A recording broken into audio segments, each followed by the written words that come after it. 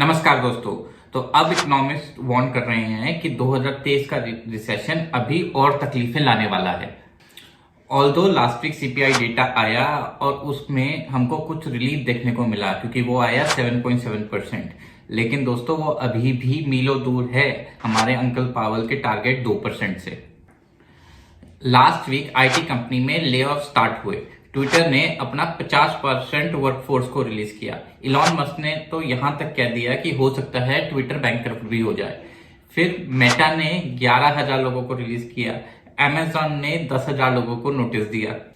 75% जो एनालिस्ट हैं और इकोनॉमिस्ट हैं वो कंफर्म कर चुके हैं दोस्तों कि रिसेशन शुरू हो चुका है। लेकिन प्रेसिडेंट जो बिडेन क्या कह रहे हैं, वो कह रहे हैं अभी भी कि हम तो कहीं कहीं दूर तक रिसेशन के करीब भी नहीं है।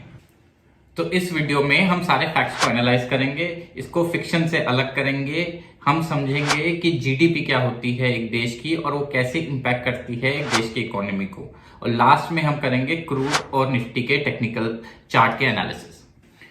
पहले आपको बता दूं कि अमेजॉन वर्ल्ड की पहली कंपनी बनी जिसने इस क्रैश के अंदर लूज की $1 ट्रिलियन की मार्केट कैप। पहले मैं आपको याद दिला दूं, जब भी 2 क्वार्टर की जीडीपी लगातार नेगेटिव आती है किसी भी देश की तो माना जाता है कि वो अब रिसेशन में आ चुका है। ये हुआ यूएस के साथ पहले 2 क्वार्टर के अंदर। दोस्तों यूएस का फाइनेंशियल कैलेंडर जनवरी से दिसंबर के बीच का चलता है, तो उसी हिसाब से ये एनालिस्ट अपनी एनालिसिस निकालते हैं। मगर तीसरा जो क्वार्टर था दोस्तों वो अब पॉजिटिव आया है।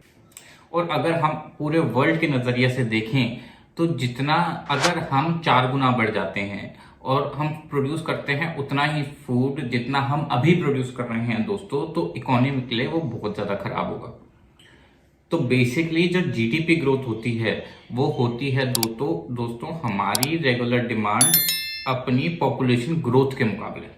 तो बेसिकली होता क्या है कि एक कंपनी को उतना सामान तो प्रोड्यूस करना ही पड़ेगा दोस्तों जितना उसकी कंट्री में उसकी पॉपुलेशन डिमांड करती है। अगर पॉपुलेशन डाउन जा रही है या कम हो रही है तो ये मैटर नहीं करता। मगर हम कम तो हो नहीं रहे हैं दोस्तों, हम तो रेगुलरली बढ़ रहे हैं। 1952 में 70 साल पहले वर्ल्ड की पॉपुलेशन थी दोस्तों 2.5 बिलियन। मगर लास्ट वीक ये कंफर्म हुआ और कि हम लोगों ने टच किया 8 बिलियन का लैंडमार्क का पॉपुलेशन का। और ये भी मानना है दोस्तों कि आगे 70 सालों में हम 2.5 बिलियन और ऐड कर लेंगे इस पॉपुलेशन के साथ।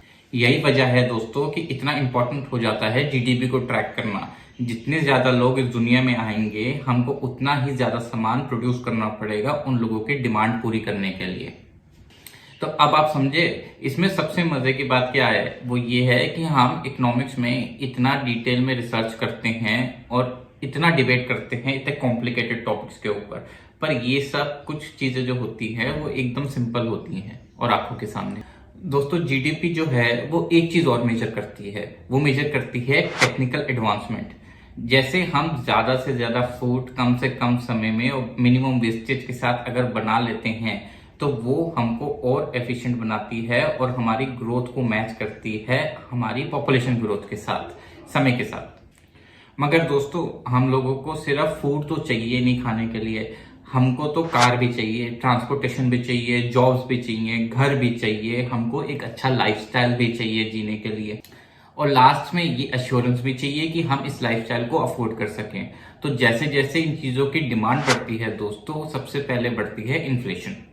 तो इस तरीके से जीडीपी ग्रोथ इंपैक्ट होती है इन्फ्लेशन से, और जब इन्फ्लेशन हाई जाती है तो जीडीपी ग्रोथ ऑटोमेटिकली डाउन जाती है और जीडीपी ग्रोथ के साथ फिर डाउन जाती है उस देश की इकोनॉमी। जब तक ये सब अपने मीन पे नहीं आ जाता, जो अंकल पावल मानते हैं कि वो है दोस्तों 2%, लेकिन अभी 7.7% से 2% तक जाने की जर्नी काफी लंबी नजर आ रही है।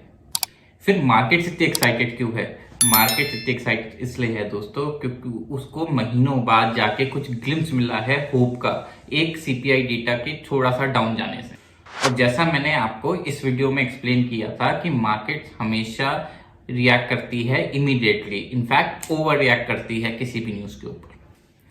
मगर दोस्तों थोड़ा सा उसको लॉन्ग टर्म में देखें तो मार्केट सब बताती है, उसको बस एक सुनने वाला चाहिए। हमने जब मार्केट में रिवर्स किया था 15,180 पे, आपको बताए थे 2 सेक्टर जो लीड करेंगे अगली मार्केट रैली, और उन सेक्टरों ने ही मार्केट रैली को लीड किया और वो बने निफ्टी के टॉप परफॉर्मर्स। अब मुझे लगता है कि उनमें से एक सेक्टर अपनी जर्नी पूरी कर चुका है और अब वो कंसोलिडेशन में आ चुका है, लेकिन एक सेक्टर जो है वो अभी भी अपनी रैली कंटिन्यू रखेगा और वो अभी भी निफ्टी से आउट परफॉर्म करने के लिए तैयार है। इस क्वार्टर के रिजल्ट से इंडिकेशन मिला है कि अब ऑटो सेक्टर जो है वो फिर से थोड़ा स्लो डाउन या कंसोलिडेशन में जाने लगा है और हो सकता है वो यहाँ से कुछ करेक्शन भी दिखाए। इसके ऊपर दोस्तों मैं आपके लिए एक डिटेल वीडियो बहुत जल्द देख के आऊंगा, तो अगर आपने अपना नोटिफिकेशन बेल ऑन नहीं किया है तो कर लीजिए, जिससे वीडियो के आते ही आप अपडेटेड रहें हमारे सारे वीडियो से, हमारी सारी इंफॉर्मेशन से। और दोस्तों जो हमारा दूसरा सेक्टर था वो था बैंकिंग सेक्टर। ये सेक्टर अपने पैटर्न पे अभी कंटिन्यू है ग्रोथ की तरफ, लेकिन ऑल्दो मार्केट से उसको सपोर्ट नहीं मिल रहा है, लेकिन ये इतना अच्छी तरीके से कंसोलिडेट कर रहा है कि ये मानना है रेडी है अगली रैली के लिए, क्योंकि एंड ऑफ द डे दोस्तों बैलेंस शीट कभी झूठ नहीं बोलती। अब हम देखेंगे क्रूड के चार्ट को, लेकिन उससे पहले आप जरा सुन लीजिए पिछले वीडियो में हमने क्रूड के बारे में आपको क्या बताया था।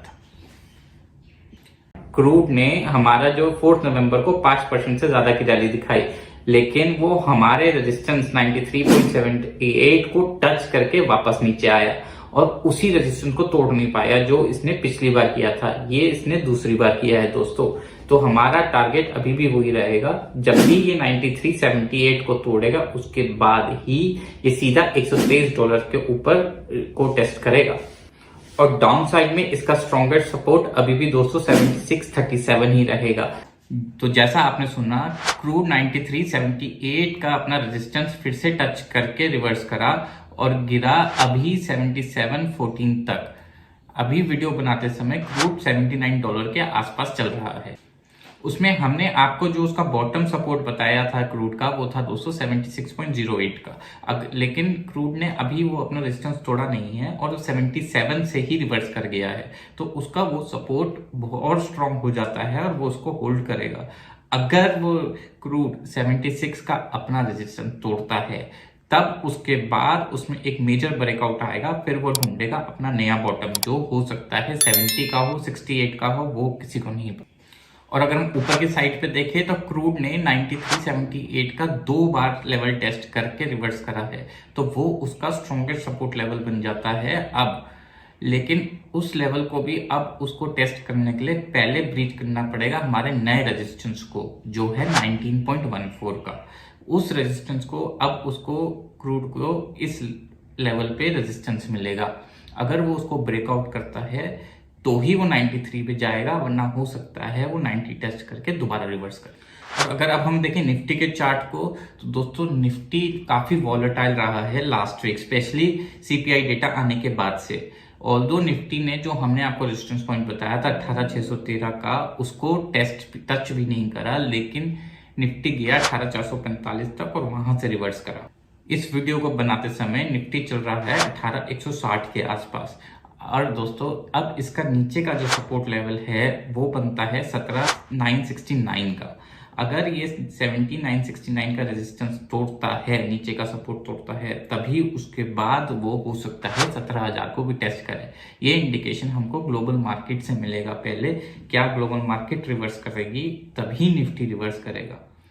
और ऊपर में इंतजार करें दोस्तों निफ्टी का 18,613 का अब रेजिस्टेंस तोड़ने का, तभी वो अपना नया हाई बनाएगा और स्टार्ट करेगा अपनी नई बुल रन रैली। तो हम लोग सब भी इसी का इंतजार कर रहे हैं और पेशेंट रहें तब तक, क्योंकि मार्केट आपको सब बताती है, उसको बस एक सुनने वाला चाहिए। और अगर आप जानना चाहते हैं कि फेड्स कैसे रोक रहे हैं मार्केट की रैली को, तो आप इसके बाद इस वीडियो को जरूर देखिएगा। गुड बाय एंड जय हिंद।